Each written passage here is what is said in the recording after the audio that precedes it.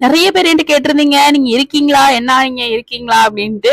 நான் எங்கும் செல்லவில்லை, இங்குதான் உள்ளேன் ஐயா. சற்று வேலை பழுதின் காரணமாக என்னால் தொடர்ந்து வீடியோக்கள் போட முடியவில்லை. பட் இனிமே வந்து கண்டினியூஸா வீடியோ வரும்.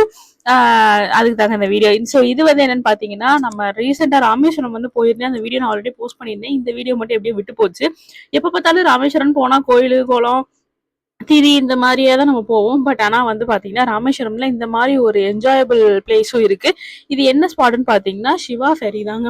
இவங்க வந்து சின்ன குழந்தைங்கள்ல இருந்து பெரியவங்க வரைக்குமே நம்ம கிட்ட ஃபெரி போகலாம். பட் என்ன ஒரு ரெஸ்ட்ரிக்ஷன் அப்படின்னா 4 வயசுக்கு கீழே இருக்க குழந்தைங்களை வந்து நம்மளால ஃபெரியில கூட்டிட்டு போக முடியாது. 4 வயசுக்கு மேல இருக்கவங்க வந்து எல்லாருமே போகலாம். இதுக்கு சார்ஜஸ் வந்து பாத்தீங்கன்னா 100 ருபீஸ். என்ன வெயிட்டிங் டைம் தாங்க கொஞ்சம் அதிகமா இருந்தது. பட் ஆனா வந்து ஒரு கிட்டத்தட்ட ஒரு 40 மினிட்ஸ் கிட்ட வந்து ரைட் கூட்டு போறாங்க. அங்க இருந்து அந்த கடலோரத்துல இருக்க அந்த கரைகள் எல்லாத்தையுமே பாக்குறதுக்கு அவ்வளோ பியூட்டிஃபுல்லான ஒரு வியூவா இருந்தது. உண்மைக்குமே வந்து நான் வந்து என் குட்டீஸை வந்து கூட்டிட்டு போயிருந்தேன். நானே எங்க மாமா அண்ட் வந்து மாமா பையன் 3 பேரும் போனோம். சின்னவன் பயங்கரமா என்ஜாய் பண்ணா. எனக்கு இருந்த டயர்டுக்கும் அந்த கூலிங்கான காத்துக்கும் வந்து செம்ம தூக்கம் தாங்க, கண்ணை சொருகுச்சு.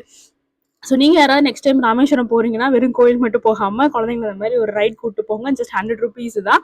உண்மைக்குமே வந்து நல்லா என்ஜாய் பண்ணுவாங்க. அண்ட் இதே மாதிரி இன்னும் இன்ட்ரெஸ்டிங்கான வீடியோஸ் நீங்க பார்க்கணும் அப்படின்னு நம்ம பேச மறக்காம ஃபாலோ பண்ணிக்கோங்க மக்களே. பை.